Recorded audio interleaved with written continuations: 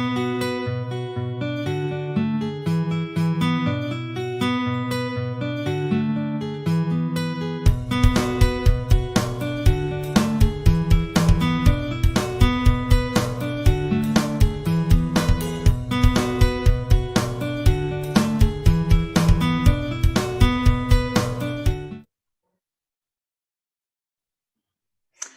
hello everyone.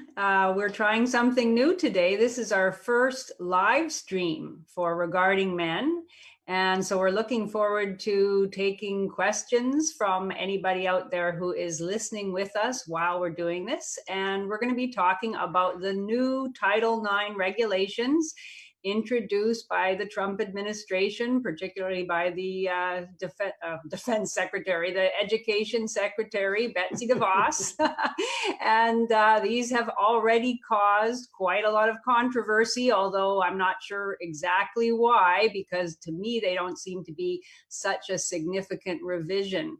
And so we're looking at Title IX. Title IX was used in 2011 under the Obama administration to make the very rigorous prosecution of female students' complaints of sexual misconduct a civil rights issue. It was claimed that sexual misconduct was rife on college campuses all across the country, that this was interfering with mainly women's right to have an education free from sex discrimination, and the very strong implication of the Dear Colleague letter that was sent out in 2011 was that universities and colleges had to start punishing male students for sexual misconduct. If it didn't do so, they were going to lose their public funding.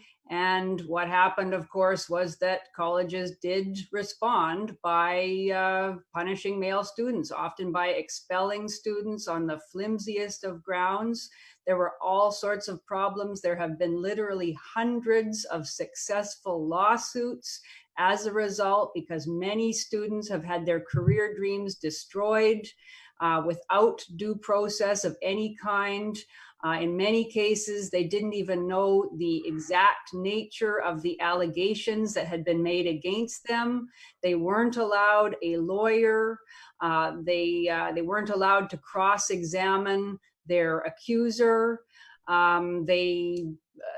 The lowest standard of evidence was applied, the preponderance of evidence model, which means simply that the adjudicator has to determine that it was more likely than not that the complaint actually happened, or that the alleged offense actually happened. And so this was a real mess. There was an outcry from all sorts of quarters. And it was one of the things that the Secretary of Education promised she would look into when she took office. And now, many years later, after much consultation, this is the result. So Joe Biden has already declared that when he becomes president, he is going to reverse these new rules. So let's talk about them. Tara Reid. Yes, except when it comes to Tara Reid. There, he wants the presumption of innocence. But yes, when it's college men who are being accused, he's not very interested in the presumption of innocence. Okay, well, what do you guys think? Is this an improvement? I mean, these regulations are extremely complicated. There's over 2,000 pages of rules. I haven't read through them all. I've only read the bullet points, and I've read about the revisions that have been made. So I know a little bit about them. I don't know everything. I would say yes and no. It's somewhat of an improvement, but in other ways, it's business as usual.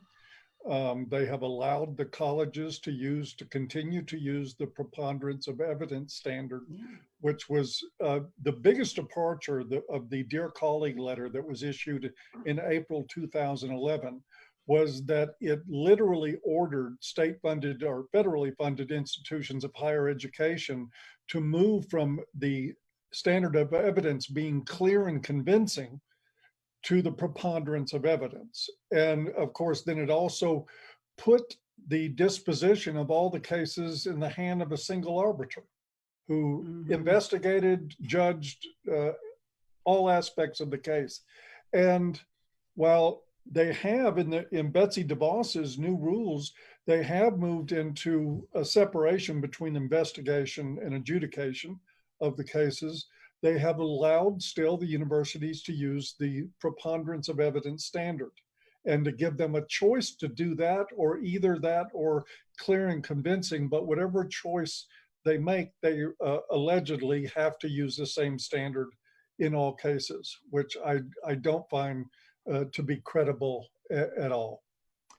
Yeah, I think the whole thing's not credible at all. I'd back up even farther and say, wait a minute.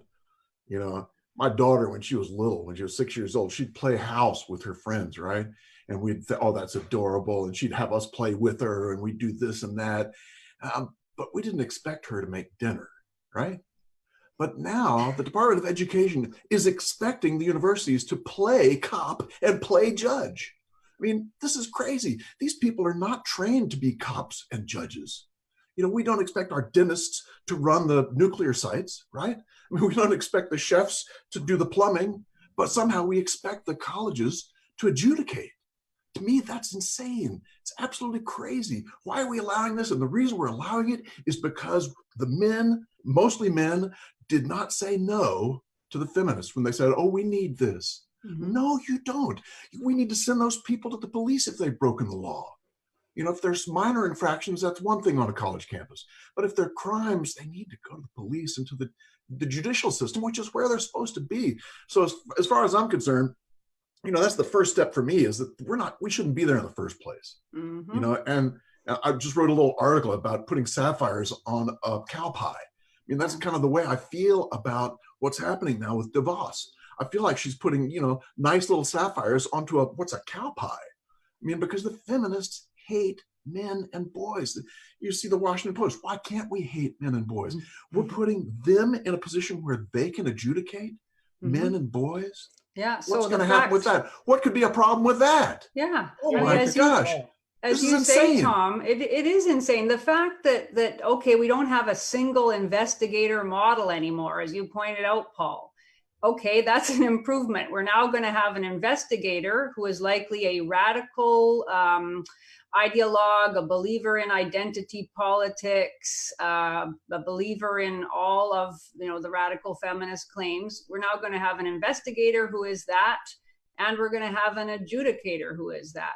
Yes. So I don't really see how that's much of an improvement at all. Well, I mean, and even if these people want to be impartial, which very few do, I mean, most of them have already made up their minds that there is a scourge on college campuses, that women are terrorized, that this is a terrible thing, all sorts of terrible things are happening, and that we need to take radical measures to make women safe on campus. So they're already starting from that position. But even if they weren't, how are these people able to do any of this, as you're pointing out, Tom? These people don't know how to conduct investigations of a legal type nature. They don't know how to gather evidence. They don't know how to examine and interview witnesses. They don't know how to cross-examine. They don't know how to weigh evidence. They don't know how to come to these kinds of conclusions. And they as hell don't know how to be fair. And they're likely as not even interested in those things. No. Exactly.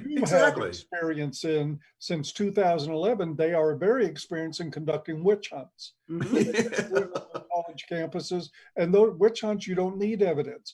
Now, the one, and I don't want to call this a saving grace, because I'm seeing with Tom a big turd here on this whole thing. But one point in here I do want to bring up is that it stipulates in the new guidelines, and I'm quoting here, that it protects students and faculty by prohibiting schools from using Title IX in a manner that deprives students and faculty of rights guaranteed by the First Amendment. Yes. I would offer that this may be an inroad to legal, they may have created a way for legal retribution when these standards are applied unfairly. And let's not be mistaken, they will be applied very unfairly and routinely in most college campuses. Just like Janice says, these are ideologues that are going to be conducting these things, and they are going to try to get by the skin of their teeth, barely meeting standards, if even trying to at all. So we do look to have some sort of legal redress. There has been, as Janice pointed out, hundreds of lawsuits, successful ones, against colleges now for the way they behaved under the old standards. Hopefully this will widen that berth a little bit for legal maneuvering on behalf of male college students when the false accusations come. Yes. Yeah. And they've done some things that are good. I mean, I don't mean to say that DeVos is not doing anything good. I think she's doing some really good things. One of the things they did was they changed the definitions a bit. Yeah. They changed it to the point where they can't now use speech as a means to harass, you know? So that's a positive. But Janice is right. You know, there's a lot of lawsuits out there. In fact, Jonathan, what's Jonathan's last name? Jonathan Taylor says 120 lawsuits per year since 2017, 120 a year. And it's probably going to get, going to get worse before it gets better. But I mean, that's what we're looking at. We're looking at a lot of lawsuits. Well, and I was really hoping that DeVos might understand the severity of the problem and would realize that when you start with a feminist process with feminist assumptions, that you can't just tinker around the edges. You can't just reform it, that the entire thing has to be thrown out and completely remade. I mean, I was actually hoping that she would say, this is not the purview of universities and colleges, just like a judge in the province of Victoria, I believe, in Australia. I could be getting that wrong, but in Australia, a judge has said universities have no business adjudicating on sexual misconduct. I don't know why they didn't come to that conclusion after considering everything. So the fact that, okay, now universities will have to use a consistent standard, but they can still use preponderance of evidence. We still have the right of an accuser to appeal a judgment. That was one of the most heinous things of a generally, broken and corrupt system under the old standard, was that a guy could go through this whole process and could prove that he didn't do what it was alleged he had done. And then his accuser could appeal, and he has to go through the whole process again. And that's still in place. I mean, isn't that called double jeopardy? Yes, it is. And it is in violation of the Constitution. Yeah. So what's she talking about? I'm sorry. No, I get what you're saying. And that's another one of the really frustrating things about this, is that we are constitutionally protected from being tried twice for the same crime. It is called double jeopardy. And even though they've said in the new guidelines that if it violates the Constitution, you have redress for that, they have allowed it in this. It is absolutely mind-blowing. Yeah. It really is. And there are all sorts of, aids and protections for the person who is called the survivor. And that's a huge problem right there. Obviously, I mean, I was appalled watching the video that Betsy DeVos put out to introduce these new regulations, but we can get to that maybe later. But there are all sorts of helps to the person, the accuser. Even if the accuser decides that she doesn't want to launch a formal complaint, there are counselors, there are things that can be done, including no contact orders. I mean, that's just crazy. So that means that even if an accuser decides she doesn't want to make a formal complaint, she can still have a no contact order put in place without the complaint even being investigated, without even any promise that it's going to go forward, without any complaint being made to the police, so that the young man is already treated as if he were guilty of something by being prevented from contacting this person, and then getting in all sorts of further trouble if he does happen to run into her on a small campus, or maybe she's even stalking him or setting up situations in which he can't help but run into her. All of that is allowed under these new regulations, which are supposed to protect the due process rights, get this, of both accused and survivor. But come on, what due process rights? There are no due process rights. What, saying that it's your right to bring forward a complaint and have it investigated against a guy just because you say that something happened, which isn't even credible and there's no evidence to back it up? I mean, like, the language is so wrong that it suggests that, I mean, if you had wanted to create a whole series of revisions to an already corrupt and messed up system, hoping that it would somehow fall apart, you couldn't have done better than this, in my opinion. And this is the result of years of thinking and consultation with the best minds on the issue. I mean, I find it astounding. The wording they use just blows my mind. The survivor thing. Yeah. It's like, if you were in Pompeii when the volcano went off and you survived, you're a survivor. If you were on the Titanic and you got on one of the boats and survived, you're a survivor. But if someone, touched your elbow, you're a survivor. But here's the deal. Feminists for years have used language as a means to manipulate and to propagandize, And so they're using this language yet again, because what is a survivor? Mm-hmm. Survivor is someone who has been traumatized. Mm-hmm. They have gone through some trauma. So the accuser becomes a survivor, which translate that means something happened to her. Yeah. And if something happened to her, that means he's guilty. Mm-hmm. You know what the flavor I got from reading through all this stuff and looking at this language is that the Department of Education, DeVos in particular, I'm going to call a spade, seems to be buying into this myth that if you meet feminists halfway, you acknowledge their bullshit talking points, and you go ahead and use language like survivor instead of alleged victim, somehow the feminists will come and meet you halfway. Mm-hmm. Well, guess what, Betsy? The ACLU has filed suit already against her because of how this is going to allegedly negatively impact the rights of survivors. Right. Guess what? They are not going to meet you halfway. Janice was right. They needed to toss a match on this crap. Yeah, man. Burn and start over. And DeVos is absolutely guilty in using that survivor term, because if you look at that, if you look at the regulations, the 2,000-page regulations, guess how many times survivor comes up? 357. And guess how many times? 357? 357. Okay. And guess how many times the word accuser comes up? Not very much. But accused comes up 233 times, and perpetrator comes up 118. So you get the picture. They're calling the males the perpetrators and the accused, and they're calling the females the survivor. And this is just not right.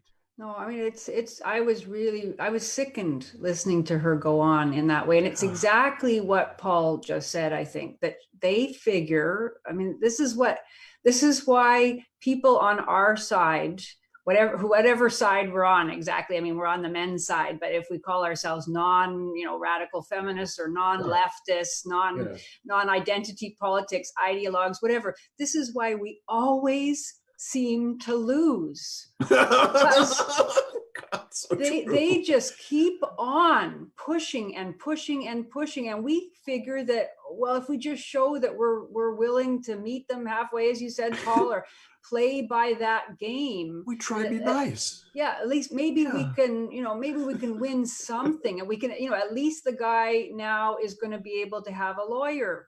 Okay, well, that is significant. He wasn't allowed to under the old system. At least he's going to actually see a written document with all the charges against him detailed, which he couldn't see before. Does anybody think we're not going to see young men railroaded in the future? Yeah, so what? I mean, it's not going to help if the ideologues are making the determinations about whether he's guilty or not. It's not going to help at all. It's actually maybe just going to make it more difficult for him to sue, because they'll be able to say, well, look, we followed all the regulations and he was still found guilty.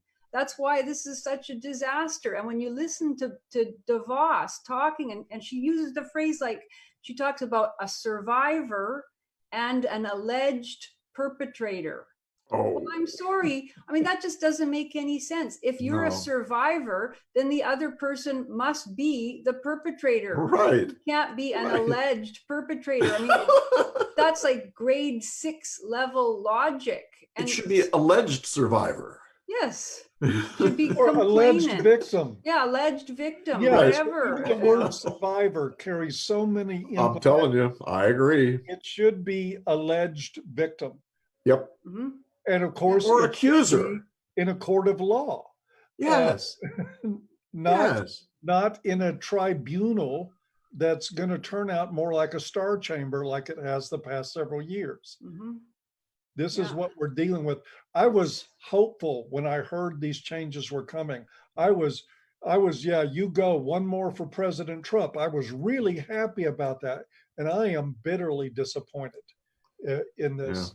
This I'm is not terrified. a revision. This is a capitulation. It is. It is. The It really feminists. is. And guess what? You capitulated and they're going to sue your ass anyway. Anyway, yeah. And you might as well have actually done something good, something based on principle, rather than this pandering to feminist ideologues. I mean, in the sorry, I got my cat here. Oh, it's that Down there. Nandor. I know that's Nandor's Stanislav. welcome. That's Stanislav. He has How a could lot I to say forget? too. But you know, in her video where she presents these new regulations, she I mean, it's as if she did a crash course in feminist ideology, or Yes, maybe it's just yes. an example of how deeply feminism has permeated even someone who I assume is kind of a conservative woman with the usual gynocentric biases that are there in most conservative women. But you know, she talked about how sexual misconduct is all about power and control. I mean, give me a break. What we're talking about horny young people, you know, and yes, okay, maybe some things go on that could be called misconduct. It's nothing to do with power and control. The guy's not trying to control anybody. He wants to get off. Yeah, I mean, come on. And you know, what is, well, anyway, I mean, I was going to say there's no discussion about the responsibility of young women in these cases. Of course not. To look after themselves or to take precautions or anything like that. But you know, it's I mean, and she talks about the scourge of sexual misconduct. And this was also there in that original Dear Colleague letter, this idea that there's just a terrible problem. You know, every reputable survey that's done about sexual assault and sexual harassment finds that it is not the major problem that ideologues make it out to be.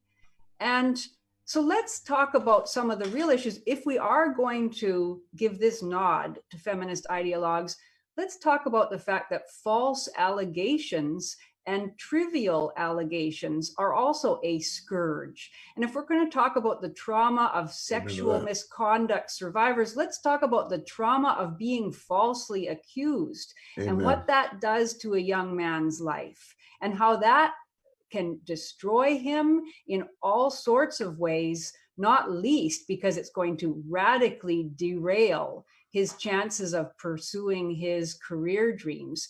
She didn't say anything about that. She must have heard from men who were falsely accused. She must have heard about, you know, the young guy, Caleb Warner at the University of South Dakota, who was suspended for 3 years on a charge that the police decided not to pursue, and in a case where they actually brought charges against his accuser because they found that she had lied to them, and yet he was suspended for 3 whole years. She must have heard from these hundreds of men who have launched these successful lawsuits, and yet she said almost nothing about it. Yep. You know, Absolutely nothing. And just for the record, so everybody knows, Caleb Warner was last seen driving a truck for a living after having been forced to give up his education. And he said, and he drives truck locally there, or he did at the time a year or two ago, said he cannot even bear to look at the campus when he drives by it. That the experience for him was so traumatic and so life altering. And you multiply that by hundreds of young men. Thousands. Yeah. And it is because certainly if there were really credible charges, there would be police action on these. A lot of these accusations, I believe, don't have merit. Yes. Yeah, and you know what? The other thing about that, Paul, is that no one really cares about him. They're not going to call him a survivor. You know, they're not going to say anything to him. They're going to ignore him. Exactly what he is. Exactly. That's exactly right. He's survived a hell of a mess. And he has the post-traumatic stress to prove it. You got to bet he does. Exactly. You know, and this is, you know, and gives me a kind of an opportune moment to issue a told you so. I still hear probably once a week by email or a PM on Facebook, oh, Paul, you need to be nicer. You need to deal with these feminists with a little more even tone. Right. Yeah, I need to be like Betsy DeVos and play into their language. Guys, are we learning anything here? This is not the way you deal with hateful ideologues. That's who these people are. They're as hateful as any brown shirt in 1936 Berlin. And if you don't recognize that, you have no chance of dealing with them. That's correct. Yeah, absolutely. I mean, this is like an object lesson in how not to respond to a completely unjust ideological takeover of the university and college system. Yes. And yeah, you know, if this is allowed to go through, which it may not be, I do expect that there will be lawsuits launched by all sorts of colleges and universities individually against these regulations, that many will simply refuse to follow them. Right. But even if they do decide to go along with them, I don't see how it's going to make that much difference to the outcomes. It's true. Just, you know, so it's we not still enough have of a... The ideologues are still incentivized to act badly. One of the best things that I thought DeVos did was she forced them to say that the accused is innocent until proven otherwise, you know, and the burden of proof is on the school to prove that he or she is guilty. Mm-hmm. That's a big shift. That's a big shift, because before he had to prove he was innocent, you know? Oh God. So at least they've shifted that a bit. But again, if you've got the three people who are in charge, if they're all male haters, then it's not going to make any difference. I was thinking, if you've got to prove that the guy's guilty to a woman with pink hair and a nose ring and fuck the patriarchy tattooed to her forehead, poor guy, you know, all I can say is poor guy. Exactly. I was thinking as you were saying that, you know, why not have a men's advocate have to be in there at all times? One of those three should be a male advocate, you know, along with the two feminists. Of course, never be able to find enough. I can fantasize. Yeah. Yes, you can. It's your right to do. There you go. I mean, if you're using preponderance of evidence as the standard. I know. Well, you know, then all you have to have is a complainant with a credible story that she sticks to. You know, and you know, in most of these cases, it's he said, she said. Yep. If she can make a convincing case for herself, everybody's going to say, well, you know, it seems to me more likely than not that what she claimed took place did actually take place. Gynocentrism. Yeah. Rears its head again. And yeah, I really, you know, I can't believe it took these years and all of this consultation and presumably some kind of impetus to push back against feminist radicalism on campus. I can't believe that this is the end result of that. And again, I haven't read the 2,033 pages, so maybe I will discover it's not quite as bad as I think, but listening to that discussion by DeVos as she was presenting the regulations, my jaw just dropped. Yeah. Well, and the language, even of the press release, is very damning. I mean, it is, I don't even know why they bothered to do this, why they bothered to make changes. Neither Because do I these are really. real changes, not in anything, except as the one thing I stipulated, it may open another door for legal retribution from people who are victimized by these rules. But then again, that's if they can afford attorneys, you know, a lot of ifs in that. If they're bothered after the university takes them through the meat grinder of a sexual assault allegation, many of these young men, and I've talked to a few of them, they just, all they want is a way. Yeah. They want to distance themselves from this experience and from the exposure that it put on them. And so the last thing some of them want to do is file a lawsuit or to go public with their concerns, because they've already been traumatized enough. It is what it is. It is what it is. Wow. Yeah. So another disappointment. I mean, wow. It's this is so disappointing. I'm nominating DeVos for the PUTA. Yeah. Poor Betsy. She's trying. I really, I don't think she'll be flying in any moment. Yeah.